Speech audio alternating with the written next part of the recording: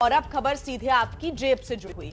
महंगाई से फिर से आफत में आ गई है जान। खुदरा महंगाई दर के आंकड़े बता रहे हैं कि महंगाई आम जनता की जेब काट रही है और बड़ी बात यह है कि महंगाई शहरों की बजाय गांव में ज्यादा चोट कर रही है और सवाल है कि कब काबू में आएगी महंगाई। तेल ने निकाल दिया है तेल, चीनी की मिठास हो गई है महंगी, मसालों ने निकाल दिया पसीना, महंगाई ने आम जनता का दम निकाल दिया है। आंकड़े यही कहानी कह रहे हैं।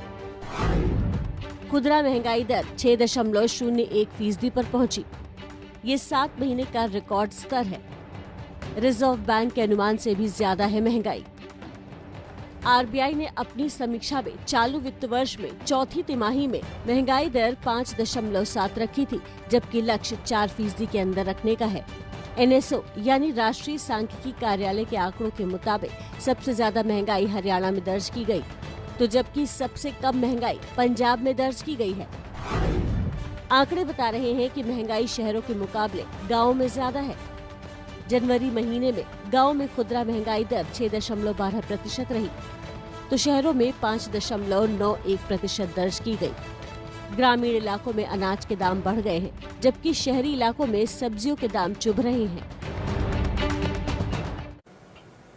तो अब गांव वालों को महंगाई डायन खाई जा रही है। अब हम वो 9 राज्य आपको दिखा रहे हैं जहां ग्रामीण इलाकों में महंगाई दर भारत की महंगाई दर से भी ज्यादा है। कौन कौन से हैं वो आपको बताते हैं। हरियाणा में 8.23%, पश्चिम बंगाल में 7.62%, उत्तर प्रदेश में 7.23%। बात मध्य प्रदेश की करें तो मध्य प्रदेश में 7.06%, जम्मू कश्मीर में 6.97%, हिमाचल प्रदेश में 6.89%।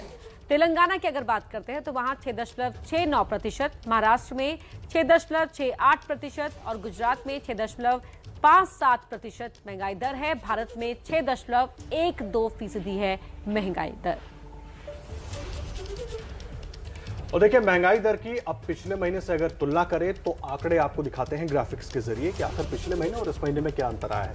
जनवरी 2022 में 6.01% महंगाई दर रही, जबकि पिछले महीने यानी दिसंबर 2021 में महंगाई दर 5.66% थी, यानी कि एक महीने में 0.35% की महंगाई बढ़ गई है।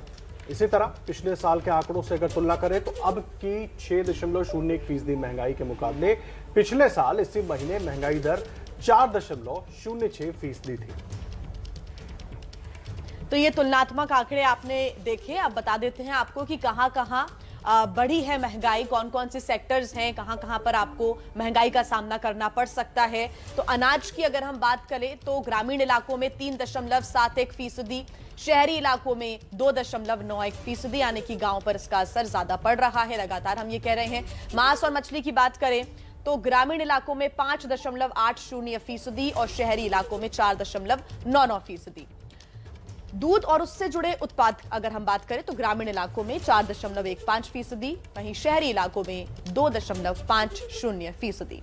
तेल और वसा ग्रामीण इलाकों में 20.60%, शहरी इलाके की बात करें तो 15.15%।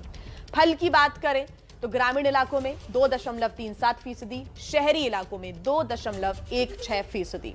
दाल और दलहन ग्रामीण की अगर हम बात करें तो 3.40% और शहरी इलाकों में 2.25%। चीनी की बात करें तो यहां पर भी ग्रामीणों पर ज्यादा असर महंगाई का पड़ता हुआ नजर आ रहा है। ग्रामीण इलाकों में 5.67% और शहरी इलाकों में 4.94%। मसालों की बात करें तो ग्रामीण इलाकों में 4.97% और शहरी इलाकों में 4.17%। अगर हम इनकी तुलना अगर हम कर रहे हैं शहरी और ग्रामीण इलाकों की, तो यहां पर देखा जा सकता है कि इस महंगाई का असर गांव के इलाकों में ज्यादा देखने को मिल रहा है। देखिए, महंगाई का असर हर तरफ पड़ता है। शेयर बाजार पर भी इसका असर देखने को मिल सकता है। शेयर बाजार पहले ही यूक्रेन संकट से उपजे हालात और फिर बैंक घोटाले की वजह से डावाडोल है। ये रिपोर्ट देखिए। एक तरफ है महंगाई की मार, दूसरी तरफ बैंक घोटाले का प्रहार, यूक्रेन संकट से हाल बेहाल। ये 3 तस्वीरें आपको शेयर बाजार पर पड़ रहे ट्रिपल झटके की कहानी बता रही हैं। खुदरा महंगाई दर 6% पर हुई। दूसरी तरफ 22,000 करोड़ के बैंक घोटाले की हलचल है और यूक्रेन संकट पर नजदीक आ रही अमेरिकी भविष्यवाणी की तारीख। अमेरिका के मुताबिक बुधवार को रूस यूक्रेन पर हमला करने वाला है। कल सेंसेक्स में 1,747 अंकों की गिरावट हुई और ये 56,405 पर बंद हुआ। कल निफ्टी 532 अंक गिरकर 16,542 पर बंद हुआ। एक दिन में 7 लाख करोड़ की चपत निवेशकों को लग गई। इससे पहले शुक्रवार को भी गिरावट से 4 लाख करोड़ का नुकसान हुआ था। बड़े बड़े बैंकों के चेयरमैन निश्चित रूप से इन बड़े कंसोर्शियम अकाउंट में उनका डिसीजन मेकिंग होता है।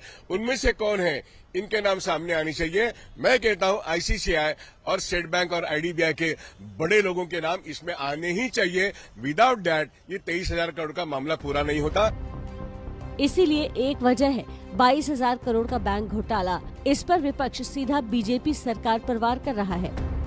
क्या रिजर्व बैंक ऑफ इंडिया को किसी ने हाथ बांध रखे? क्या अभी तक वो पुराने नोटों की गिनती में व्यस्त है? इंटरनल रिश्ता था आपका एबीजी शिपयार्ड से? क्या आपका कोई उनसे सांठगांठ थी कि आपने उन पे कोई कार्रवाई नहीं की? हालांकि केंद्रीय वित्त मंत्री निर्मला सीतारमण दावा कर रही हैं कि बैंकों का आत्मविश्वास काफी बढ़ा हुआ है। Actually, I should say to the credit of the banks, they've taken lesser than what is normally an average time to detect these kind of frauds. This was a loan given prior to 2013, well prior to 2013, that it had become even an NPA by 2013. लेकिन share बाजार के लिए खतरे की घंटी इतनी ही नहीं है। भारत में महंगाई के आंकड़े भी शेयर बाजार पर असर कर सकते हैं। बुधवार को रूस के हमले की अमेरिकी चेतावनी है।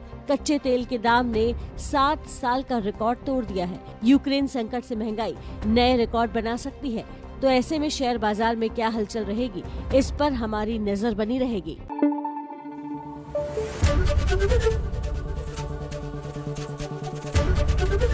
एबीपी न्यूज आपको रखे आगे।